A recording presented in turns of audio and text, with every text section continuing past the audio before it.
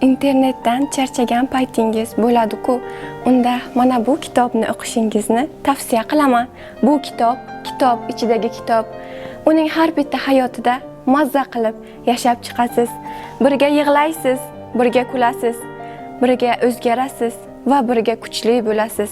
Xullas, 7 yoshdan 70 yoshgacha bo'lgan barcha insonlarni muhabbatini qozonadigan, mehrini oshiradigan eng ajoyib kitobdir. Bu kitob barcha insonlarni kitobga bo'lgan mehr-muhabbatini oshiradi. O'qishingizni albatta tavsiya qilaman. Arab yozuvchisi Usoma Muslim qalamiga mansub Binafsha shu'lasi kitobi chuqur falsafiy, mistik va ruhdagi asar bo'lib, kitobxonlar orasida katta qiziqish uyg'otayotgan zamonaviy romanlardan hisoblanadi. Kitob qalb og'rig'i, yo'qotish, ichki uyg'onish va kitob mutolaasining inson hayotidagi o'rni haqida hikoya qiladi. Asarning bosh qahramoni dastlab kitoblarga umuman qiziqmaydigan Haya ismli qizga chol bitta kitob sovg'a qiladi. U sirli kutubxonaga tushib qoladi va tasodifan ochilgan birgina kitob orqali kutilmagan sarguzashtlar, turli hayotlar va hissiyotlar dunyosiga sho'ng'iydi. Haya kitobni ochgan paytda o'sha asarning voqeiligi ichida tushib qoladi. Boshqa bir insonning hayotida yashaydi va oila quradi, farzandli bo'ladi va ko'zini ochganda hammasi xuddi tushga o'xshaydi. Lekin voqealar qizning esidan hech qachon chiqmaydi. Qiz yana qayta va qayta boshqa bir kitoblarni o'qishni boshlaydi.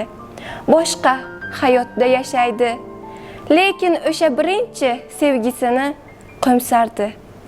Bitta kitob 2 marta o'qish esa qizni o'limiga olib kelardi. Haya buni bilardi. Uning otasi qizini o'y xayollardan xalos qilish maqsadida boshqa bir shaharga olib ketadi.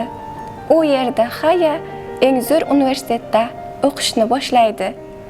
Hayaning hayoti yaxshi davom etayotgan bir paytda Hayaning otasi vafot etib, uning barcha mol-mulki Hayaga meros bo'lib qoladi. Lekin Haya uchun hanuz o'sha kitob qadrli tuyulardi. Haya o'sha kitob muqovasini ushlab, uni endi ochmoqchi bo'lganida, ortidan uni chaqirgan ohang eshitiladi. Haya ovoz kelayotgan tomonga o'girilib qaraganda, binafsha gulini ushlab turgan bir yigitni ko'rib qoladi. Haya tush ko'ryapman deb o'ylaydi, lekin bu tush emasdi. Yigit unga qo'lidagi binafshani uzatadi.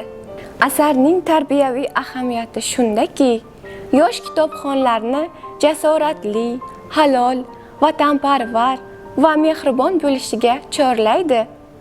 Agar insonning ma'naviy barkamolligi, do'stlikka sadoqati, sabr-toqati va mas'uliyat kabi fazilatlarning muhimligini ko'rsatadi.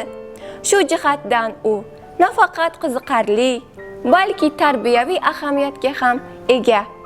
Xulosa qilib aytganda, bu asar zamonaviy o'zbek fantastik adabiyotining e'tiborga molik namunalaridan biridir. Asar qiziqarli sujeti, chuqur g'oyalari va ta'sirchan badiiy uslubi bilan kitobxonlarni o'ziga jalb etadi. Unda ilgari surilgan ezgulik, jasorat, do'stlik va adolat g'oyalari har bir o'quvchini hayot haqida mushohada yuritishga undaydi. Shu sababli ushbu asar yoshlar ma'naviyatini yuksaltirishda muhim o'rin tutadi.